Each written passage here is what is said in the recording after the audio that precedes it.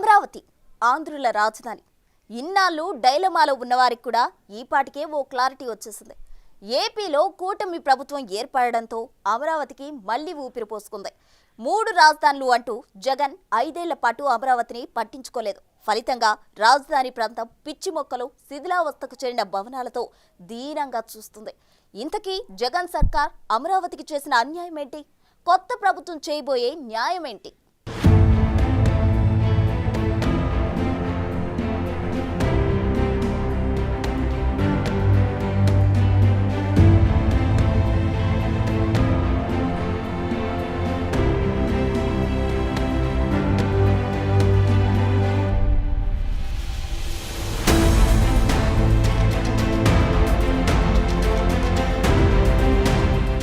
మాహిష్మతి ఊపిరి పీల్చుకో, నా కొడుకొచ్చాడు. బాహుబలి సినిమాలో అనుష్క చెప్పిన డైలాగ్ ఇది. ఏళ్ల తరబడి బందీగా ఉంటూ బానిసలుగా బతికే ప్రజల కోసం బాహుబలి రూపంలో ప్రభాస్ వస్తాడు. ఆ టైంలో చెప్పే డైలాగ్ ఇది. ఇప్పుడు డైలాగ్ మారుద్దాం. అమరావతి ఊపిరి పీల్చుకో, బాబొచ్చాడు. ఎస్, ఈ డైలాగ్ ఇప్పుడు అచ్చుగుద్దినట్టు అమరావతి రైతులకు సరిపోతుంది. ఎందుకంటే వారి 5 ఏళ్ల నిరీక్షణకు ఫలితం లభించింది. అమరావతికి ఊపిరి పోసేలా టీడీపీ కూటమి ప్రభుత్వం అధికారంలోకొచ్చింది. దీంతో అమరావతి రైతులు సంబురాలు చేసుకున్నారు. ఆనందోత్సవాలతో కేరింతలు కొడుతున్నారు. ఇదంతా ఇప్పుడు. మొన్నటి వరకు సీన్ ఎలా ఉందో తెలుసా? అమరావతి రైతుల ఉద్యమాలతో ఏపీ అట్టుడికిపోయింది. 5 ఏళ్లుగా ఉద్యమాలు చేస్తూనే ఉన్నారు. జగన్ సర్కార్కు అనేక రూపాల్లో తమ నిరసనను వ్యక్తం చేశారు. అయినప్పటికీ ఫలితం లేకుండా పోయింది. అందుకే మొన్నటి ఎన్నికల్లో అమరావతి రైతులు జగన్కు స్ట్రోక్ ఇచ్చారు. కూటమి ప్రభుత్వాన్ని భారీ మెజార్టీతో ఎన్నుకున్నారు. అందుకే ఇప్పుడు అమరావతి రైతుల ఆనందాలకు అవధుల్లేకుండా పోయాయి.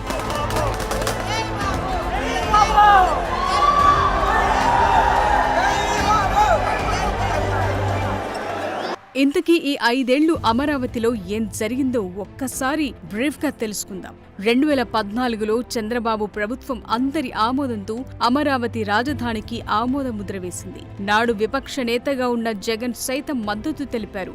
అదే సమయంలో రైతులు స్వచ్ఛందంగా ముందుకొచ్చి 33,000 ఎకరాలను అమరావతి రాజధానికి అప్పగించారు. ఆ తరువాత పనులు మొదలయ్యాయి. చంద్రబాబు విజన్ ప్రకారం కాంట్రాక్టు సంస్థలు నిర్మాణాలు చేస్తూనే ఉన్నాయి. ఈలోగా 5 ఏళ్ల చంద్రబాబు పాలన ముగిసింది. 2019లో జరిగిన ఎన్నికల్లో జగన్ విజయం సాధించారు. 3 రాజధానులు తెరపైకి తెచ్చారు. అప్పటి నుంచి అమరావతి ఉద్యమం ఎగసిపడింది. పతాక స్థాయికి చేరింది. అన్ని రాజకీయ పక్షాలు అమరావతికి మద్దతు తెలిపాయి. అయినా సరే వైసీపీ ఎక్కడా వెనక్కు తగ్గలేదు. మంత్రులైతే అమరావతిని శ్మశానంతో పోల్చారు. దీంతో అమరావతి రైతులు తల్లడిల్లిపోయారు. అమరావతి టు తిరుపతి, అమరావతి టు అరసవెల్లి దేవస్థానాలకు పాదయాత్రలు చేశారు. అప్పుడు కూడా వారిని వైసీపీ సర్కారు ఎన్నో ఇబ్బందులకు గురి చేసిందన్న ఆరోపణలున్నాయి. సుప్రీంకోర్టులో అమరావతిపై అభ్యంతరాలు వ్యక్తం కావడంతో 3 రాజధానుల అంశాన్ని ఉపసంహరించుకున్నారు. కానీ ఈసారి అధికారంలోకి వస్తే విశాఖలో ప్రమాణ స్వీకారం చేసి పాలన ప్రారంభిస్తారని జగన్ శపథం చేశారు. ఈలోగా మళ్లీ ఎన్నికలు రావటం, ఈసారి కూటమి ప్రభుత్వం ఏర్పడటం జరిగింది. దాంతో అమరావతి మళ్లీ ఊపిరి పీల్చుకుంది. ఇంతకీ వైసీపీ పాలనలో అమరావతికి జరిగిన అన్యాయమేంటి? ఇప్పుడు బాబు ప్రభుత్వం చేయబోయే న్యాయమేంటి? అమరావతి ఇప్పుడెలా ఉంది? బిగ్ టీవీ మీకు ఎక్స్క్లూసివ్ గ్రౌండ్ రిపోర్ట్ను అందిస్తోంది.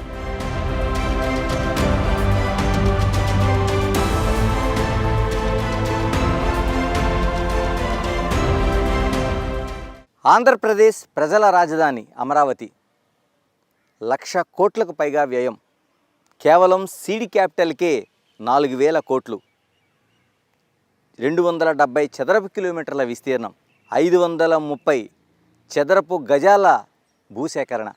2014 రాష్ట్ర విభజన తర్వాత చంద్రబాబు ఆలోచన, మోదీ శిలాఫలకం, వీటన్నిటి మధ్య ప్రభుత్వం మారిన తర్వాత జగన్ 3 రాజధానుల ప్రకటన పూర్తిగా ఈ ఆలోచనలు రాజకీయాల మధ్య నలిగిపోయేలా చేసింది. ఇప్పుడు అమరావతి ఎలా ఉంది? ఆ నిర్మాణాలు ఎలా ఉన్నాయి? చేసిన నిర్మాణాలు శిథిలావస్థకు చేరాయా? పూర్తి స్థాయిలో నిర్మాణాలు జరగడానికి ఎంతకాలం పడుతుంది? ఆంధ్రప్రదేశ్లో ప్రభుత్వం మారిన తర్వాత ఏ విధంగా ఉండబోతుంది? ఎలాంటి పరిణామాలు చోటు చేసుకోబోతున్నాయి? అక్కడ ప్రజలేమంటున్నారు? బిగ్ టీవీ మీకు పూర్తి స్థాయిలో గ్రౌండ్ రిపోర్ట్ను అందించబోతోంది. అక్కడ ఏం జరుగుతోంది, ఏం జరిగింది, రండి.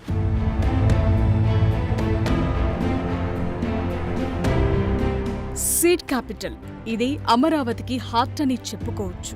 ఎందుకంటే ఇందులోనే ప్రధానమైన భవనాలన్నీ కూడా ఉంటాయి. దాదాపుగా 1575 ఎకరాల్లో 1284 కోట్లతో రోడ్లు, విద్యుత్, డ్రైనేజీ లాంటి అనేక సదుపాయాలు కల్పించారు. అందుకు కనెక్టివిటీగా 16 కిలోమీటర్ల పొడవున 150 అడుగుల వెడల్పుతో రోడ్డును నిర్మించారు. జగన్ ప్రభుత్వం రావటానికి ముందే 8 కిలోమీటర్ల మేర బ్యూటిఫికేషన్ పనులు కూడా పూర్తయ్యాయి.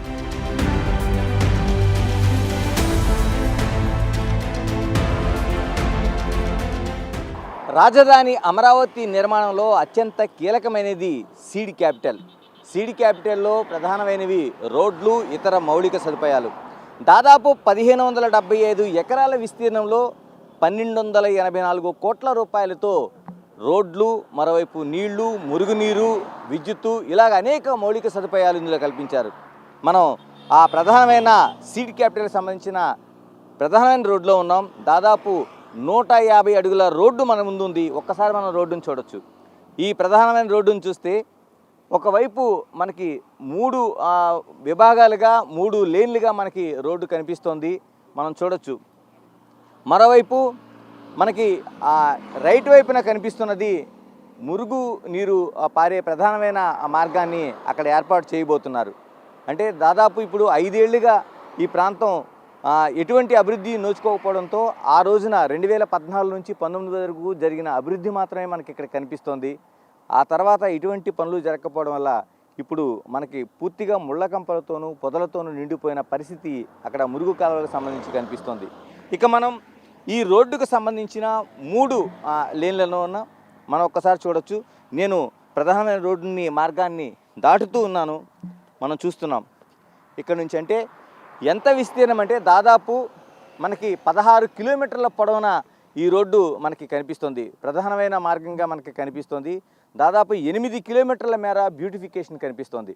అంటే దాదాపు 150 అడుగుల రోడ్డు ఒక ప్రధాన రోడ్డుకి అనుసంధానంగా అటు ఇటు మొత్తం క్యాపిటల్ నిర్మాణం జరుగుతుంది. మనం చూస్తున్నాం ఈ రోడ్డుతో పాటు ఎలక్ట్రికల్ డెక్ అనేది మనం చూస్తున్నాం. మన కెమెరా పర్సన్ మీకు చూపించబోతున్నారు, సంతోష్ చూపించబోతున్నారు. మనం చూస్తున్నాం ఈ డెక్ రూపం మనకు కనిపిస్తున్నది. అంటే ఇది దీనిలోంచి అంటే ఈ రోడ్డు మార్గం ఇలా ఉండగానే ఈ రోడ్డు మార్గం ఇక్కడ మనకు కనిపిస్తుంది. ఈ రోడ్డు మార్గం ఇక్కడ నుంచి ఈ రోడ్డు మార్గం కనిపించిన తర్వాత ఇక్కడ నుంచి అంటే 150 అడుగుల రోడ్డు దాటిన తర్వాత ఈ కిందికి అంటే అటువైపు ఏమో ఒక మురుగునీరు పారే వ్యవస్థ ఉంటుంది. ఈ రైట్ సైడ్కి ఎలక్ట్రికల్ డెక్ అనేది ఇక్కడ ఉంటుంది. దీన్ని నేను వెళ్తున్న ప్రాంతం ఇక్కడ డెక్ మనకు కనిపిస్తోంది. ఈ ప్రాంతం అంతా ఒక డెక్ ప్రాంతం.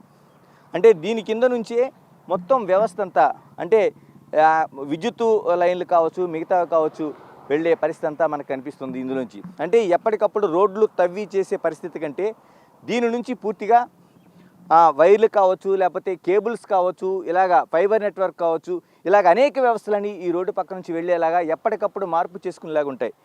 మరోవైపు ఇంకొక వైపు కనిపిస్తున్నది ఏదైతే ఈ మార్గం ఉందో ఇక్కడ నుంచి అంటే ఈ డెక్క దగ్గర నుంచి ఇటువైపుకు ఉండేది పైప్ లైన్ ప్రాంతం. అంటే మంచినీటి ప్రవాహానికి అంటే మొత్తం రాజధాని ప్రాంతం అంతా మంచినీటి ప్రవాహానికి సంబంధించిన ప్రాంతం. కానీ దాదాపు 5 ఏళ్లుగా ఎటువంటి అభివృద్ధి నోచుకోకపోవడం వల్ల మనం చూస్తున్నాం ఎలాంటి పరిస్థితి ఉందో. ఇక్కడ పూర్తిగా అన్ని చెట్లు పెరిగిపోయినాయి. ఆ రోజు చేసిన స్వరూపం ఎక్కడా కనిపించడం లేదు. ఇది సీడ్ క్యాపిటల్లో ప్రధానమైన ఒక మౌలిక సదుపాయాలకు సంబంధించిన దుస్థితి ఇది.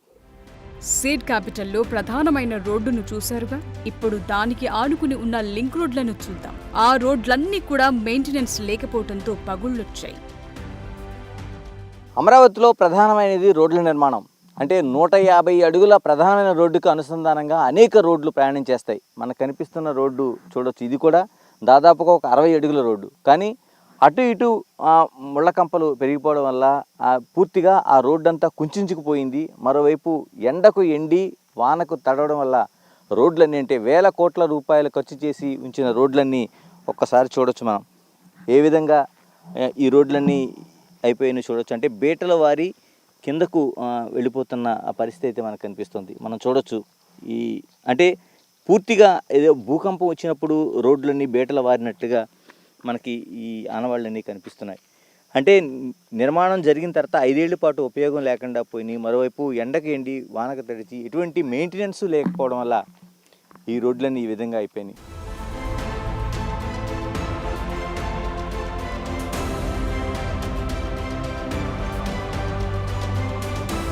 అమరావతికి నీటి సరఫరా కోసం ప్రత్యేక వ్యవస్థను రూపొందించారు. పక్కనే ఉన్న కృష్ణానది నుంచి నీటిని తీసుకురావటం కోసం భారీ పైప్ లైన్లను వేశారు. 2019లో ప్రభుత్వం మారటంతో ఆ పనులు కూడా అక్కడే నిలిచిపోయాయి. దీంతో ఆ పైప్లు రోడ్ల పక్కనే తుప్పు పట్టిపోయే పరిస్థితులున్నాయి. 1284 కోట్ల రూపాయల వ్యయంతో చేసే మౌలిక సదుపాయాల్లో అత్యంత ప్రధానమైనది తాగునీరు. ఈ తాగునీరు కోసం ఏర్పాటు చేసిన పైప్ లైన్లు ఇవి. దాదాపు 5 ఏళ్లుగా ఇలా రోడ్డు పక్కన ఉండిపోవడంతో ఈ పైప్ లైన్లు ఈ విధంగా నిరుపయోగంగా పడి ఉన్నాయి. అంటే మొత్తం క్యాపిటల్ రీజియన్లో టోటల్గా నీటి సరఫరా అనేది చేయాలి కాబట్టి ఈ పైప్ లైన్లు ఏర్పాటు చేశారు. ఈ పైప్ లైన్లు చూడొచ్చు ఎంత పెద్దగా ఉన్నాయో చూడొచ్చు మనం. అంటే ఒక మనిషి ఇందులోంచి నడిచేంత దీంట్లోన అత్యంత స్ట్రాంగ్గా ఏర్పాటు చేసిన పైప్ లైన్లు ఇవి.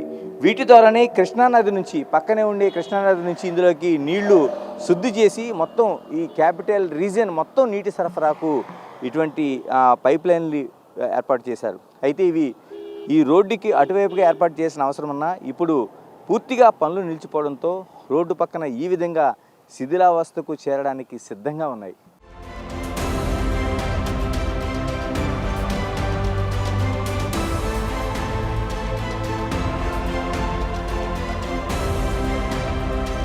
ప్రజా ప్రతినిధులు క్యాపిటల్ సిటీకి దగ్గరలో ఉండాలనేది చంద్రబాబు నాయుడి ఆలోచన. అందులో భాగంగా వారి కోసమే క్వార్టర్స్ నిర్మించాలని సంకల్పించారు. అలా మొదలుపెట్టిన ఎమ్మెల్యేలు, ఎమ్మెల్సీల కోసం క్వార్టర్స్ నిర్మాణాలు 2019 నాటికి ఆల్మోస్ట్ పూర్తయ్యాయి. జగన్ ప్రభుత్వం పట్టించుకోకపోవడంతో ఆ నిర్మాణాలు శిథిలావస్థకు చేరాయి. షేర్వాల్ టెక్నాలజీతో నిర్మించిన భవనాలు ఇప్పుడెలా ఉన్నాయో ఓసారి చూద్దాం.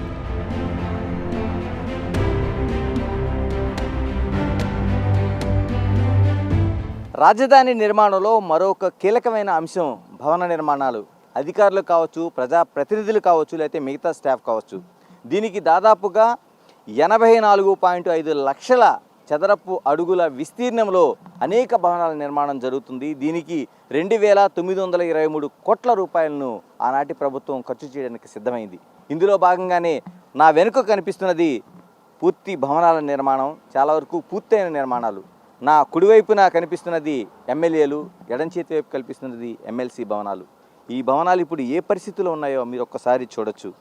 అంటే దాదాపు 5 ఏళ్ల క్రితం ఈ నిర్మాణాలు పూర్తి అయినాయి. అంటే 2019 నాటికే ఈ నిర్మాణాలు పూర్తిగా అయ్యాయి. అంటే ప్రజాప్రతినిధులు రాజధాని నిర్మాణంలో భాగంగా ప్రజాప్రతినిధులు కూడా ఇక్కడే ఉండేలాగా ఒక క్వార్టర్స్ నిర్మాణానికి ఆనాటి ప్రభుత్వం సిద్ధమైంది. సిద్ధమవడంలో ఈ పూర్తిగా 8 అంతస్తుల భవనాలు మనకు కనిపిస్తున్నాయి. అంటే టవర్ల రూపంలో ఒక్కొక్కటి ఒక 10 టవర్లుగా 8 అంతస్తుల విస్తీర్ణంలో కనిపిస్తోంది. ఇప్పటి వరకు కూడా వీటికి ఎవరు పరిరక్షిస్తున్నారు, ఏం చేస్తున్నారని తెలియదు. కేవలం నిర్మాణాలు జరిగిన తర్వాత ఎటువంటి దీనికి సెక్యూరిటీ లేకుండా ఈ విధంగానే ఉండిపోయాయి. ఇలాంటి అనేక భవనాలు, పూర్తయిన భవనాలు, అసంపూర్తిగా ఉన్న భవనాలు, ఇంకా పూర్తిగా బేస్మెంట్లో ఉన్నవి అనేకం మనం ఈ రాజధానిలో చూడొచ్చు.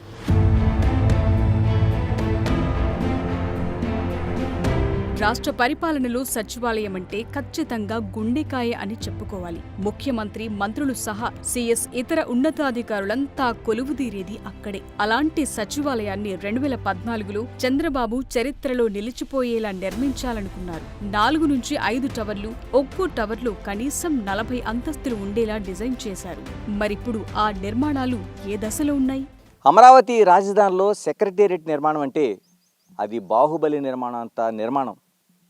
4,900 కోట్ల రూపాయల వ్యయంతో 2,227 కోట్ల రూపాయల మొదటి వ్యయంతో, అంటే మొదటి విడత వ్యయంతో దాదాపు 40 నుంచి 50 అంతస్తుల భవనాలు 4 టవర్లుగా ఉండే నిర్మాణం.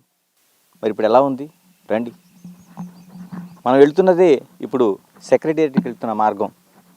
ఒకసారి చూస్తున్నాం మనం ఈ ముళ్ళ కంపలు, అంటే ఈ తుమ్మ చెట్ల నుంచి లోపలికి వెళ్తుంటే సెక్రటేరియట్ నిర్మాణం ఎలా ఉంది ఏంటో మనకి స్పష్టంగా కనిపిస్తుంది. అంటే ఏ విధంగా ఉందో ఈ ప్రాంతం అంతా చూస్తే ఒక్కసారి మీకు అర్థమవుతుంది. అంటే చుట్టూ మనుషులు లోపలికి వెళ్ళలేని పరిస్థితి మనకు కనిపిస్తుంది. అంత తుమ్మ చెట్లు, అంటే ఎక్కడ నిర్మానుష్యంగా ఉండే ప్రాంతం. ఇక్కడ నుంచి మనం బయటపడితే ఇదిగో మనకు కనిపిస్తున్న సెక్రటేరియట్ ఇదే. ఏ విధంగా ఉందో ఒకసారి చూడొచ్చు.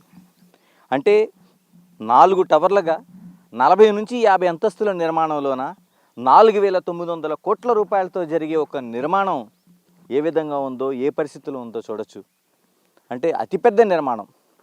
ఒకసారి చూస్తే ఇది కూడా ఒక చెరువులో జరుగుతున్న అతిపెద్ద నిర్మాణంగా కనిపిస్తుంది. కానీ అది కనిపిస్తున్నది ఒక కాంక్రీటు సంబంధించిన ఒక ఫౌండేషన్. అది ఈ ఫౌండేషన్లో 1 కాదు 2 కాదు దాదాపు 3 సంస్థల భాగస్వామ్యంతో నిర్మాణం చేయాలని ఆ రోజున ఆలోచన చేశారు. నాగార్జున కన్స్ట్రక్షన్ దగ్గర నుంచి, L&T దగ్గర నుంచి, షాపూర్జీ పల్లోజీ దగ్గర నుంచి ఈ 3 కంపెనీలు ఈ అతిపెద్ద నిర్మాణాన్ని చేయాలని ఆలోచన చేశాయి. అంటే ఈ మొత్తం నిర్మాణం 2020 నాటికి, అంటే ఇప్పుడు మనం మాట్లాడుకుంటుంది 2024, 2024లో మాట్లాడుకుంటున్నాం. ఇప్పటికీ ఈ నిర్మాణాలు పూర్తి అయిపోయి 4 ఏళ్ళు అయి ఉండాలి. అంటే ఆ రోజున జరుగుతున్న నిర్మాణాలున్న అనేక నిర్మాణాలు ఇందులో ఉండాల్సిన అవసరం ఉంది. అంటే సెక్రటేరియట్లో ఎన్ని విభాగాలు ఉంటాయో అన్ని విభాగాలు కూడా దాదాపు ఈ 40 నుంచి 50 అంతస్తుల్లోన 4 టవర్లుగా ఉండే అతిపెద్ద నిర్మాణాల్లో ఉండాల్సిన అవసరం ఉంది. కానీ ఇప్పుడు ఈ 5 ఏళ్ల కాలంలో ఇలాంటి దుస్థితిలో మనకి కనిపిస్తుంది. మరి ఇప్పుడు ఎప్పటికి పూర్తి అవుతాయి? ఇలాంటి సెక్రటేరియట్ మళ్ళీ నిర్మాణం చేయడానికి ఎంతకాలం పడుతుంది? ఇవే ప్రశ్నలు మనకు వినిపిస్తున్నాయి. అమరావతిలో కుటుంబాలతో పాటు అక్కడే ఉండేలా విల్లాల నిర్మాణం మొదలుపెట్టారు. జడ్జిలు, మంత్రులు, ఉన్నతాధికారుల కోసం 186 విల్లాల నిర్మాణం మొదలుపెట్టారు. ఇప్పటికే దాదాపుగా 36 వరకు పూర్తయ్యాయి. కొన్ని దశల్లో నిర్మాణాలు ఆగిపోయాయి.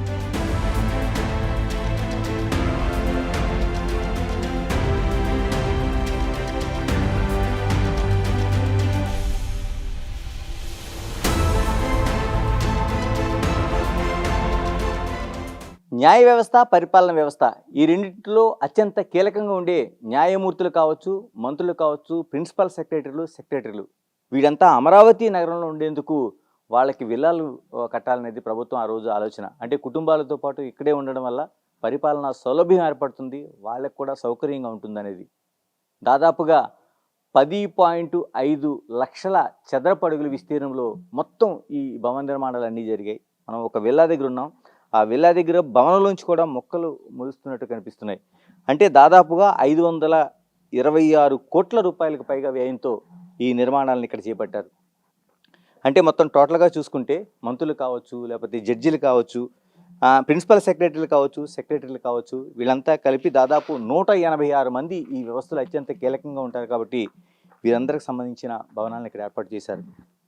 ఎలాంటి పరిస్థితులు ఉన్నాయో ఒకసారి మనం చూడొచ్చు. 186లో కేవలం 36 మాత్రమే పూర్తయినట్లుగా మనకు కనిపిస్తున్నాయి. మిగతావన్నీ అసలు శిథిలావస్థలో కాదు కదా, పునాదుల స్థాయిలో ఉండిపోయాయి. మనం చూస్తున్నాం. అంటే ఒక విల్లాలకు సంబంధించి 2 అంతస్తులుగా ఉండే ఈ విల్లాల్లోన ఏ విధంగా ఉంది నిర్మాణాలంటే స్లాబ్ల వరకు వచ్చినాయి కొన్ని, 2 అంతస్తులుగా పూర్తయినాయి కొన్ని, మరోవైపు గోడల వరకు వెళ్ళి కొన్ని, ఇలాగా అసంపూర్తిగా మిగిలిపోయిన భవన నిర్మాణాలన్నీ కనిపిస్తున్నాయి. ఇది అత్యంత కీలకంగా భావించే ఒక, అంటే అఫీషియల్కి సంబంధించి ఒక అడ్మినిస్ట్రేషన్ లేకపోతే న్యాయ వ్యవస్థను నడపడానికి సంబంధించిన వ్యవస్థ ఇది. అంటే ఇవన్నీ కూడా ఇలా 1 కాదు 2 కాదు చాలా వరకు, అంటే అధికారులు కావచ్చు, మిగతా వాళ్ళు కావచ్చు, వీళ్ళందరికీ సంబంధించిన భవన సముదాయాలని ఈ విధంగానే శిథిలాలుగా మారిపోతున్నాయి.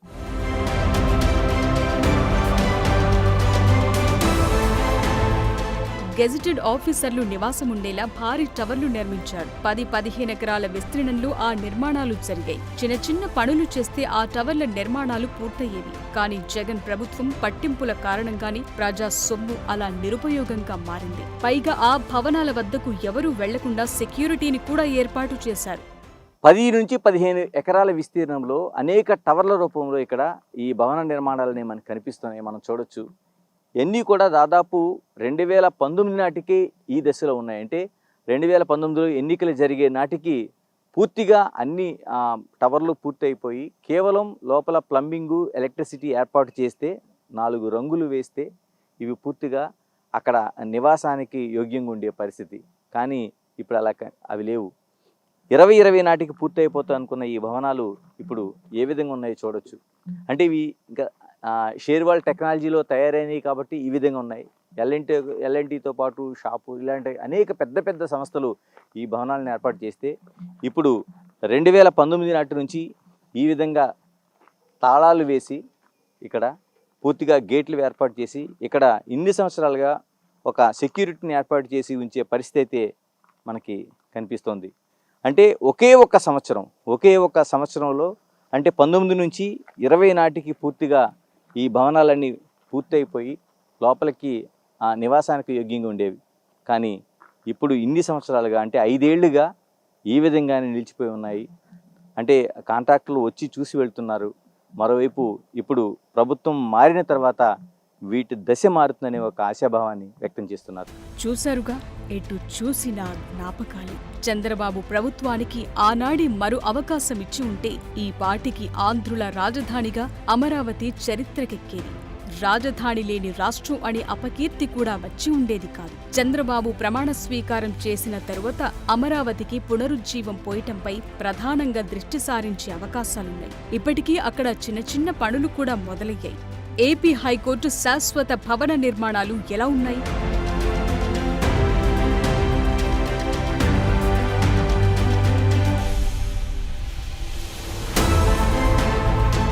చట్టాలు చేసే అసెంబ్లీ కన్స్ట్రక్షన్ ఎంతవరకొచ్చింది? భూములిచ్చిన రైతులే సెక్యూరిటీ ఎందుకయ్యారు?